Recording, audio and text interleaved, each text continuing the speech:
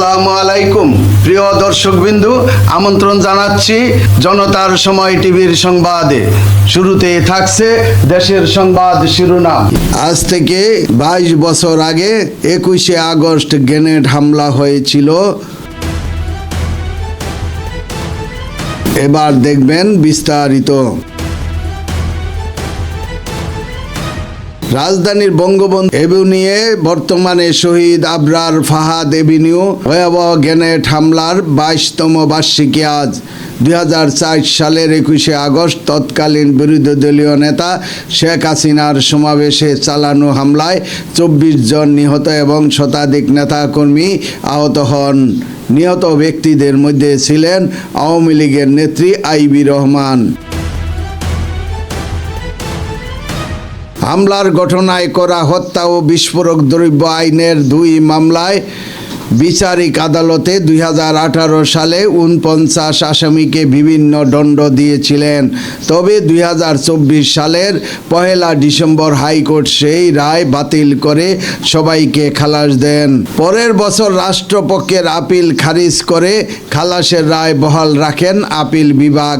তৎকালীন প্রধান বিচারপতি সৈয়দ রেফাত আহমেদের নেতৃত্বাধীন 6 সদস্যের আপিল বিভাগ 2025 সালের 4 সেপ্টেম্বর সর্বসম্মতভাবে ওই রায় দেন।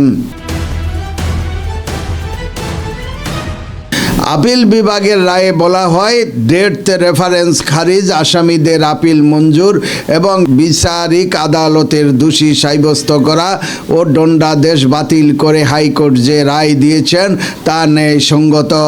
তথ্য প্রমাণ, পারিপার্শ্বিক পরিস্থিতি ও আইনি দিক পর্যালোচনা করে হাইকোর্টের সিদ্ধান্তে কোনো দুর্বলতা বা বেআইনি কিছু পাওয়া যায়নি। 21শে আগস্ট গ্রেনেড হামলার ঘটনায় মতিঝিল থানায় হত্যা ও বিস্ফোরক দ্রব্য আইনে 2টি মামলা হয়। তখন মামলার তদন্ত নিয়ে নানা বিতর্ক উঠেছিল।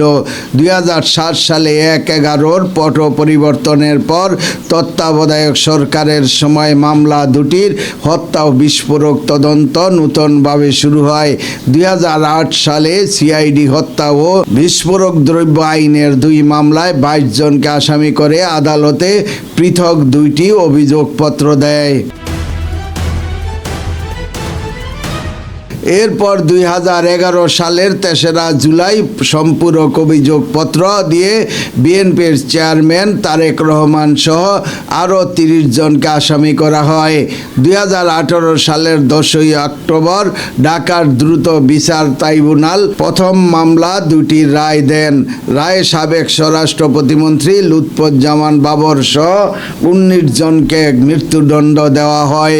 তারেক রহমান সহ 19 জনের যাবজ্জীবন কারাদণ্ডের আদেশ দেওয়া হয়। আরও 11 জনকে বিভিন্ন মেয়াদে কারাদণ্ড অর্থদণ্ড দেওয়া হয়েছিল।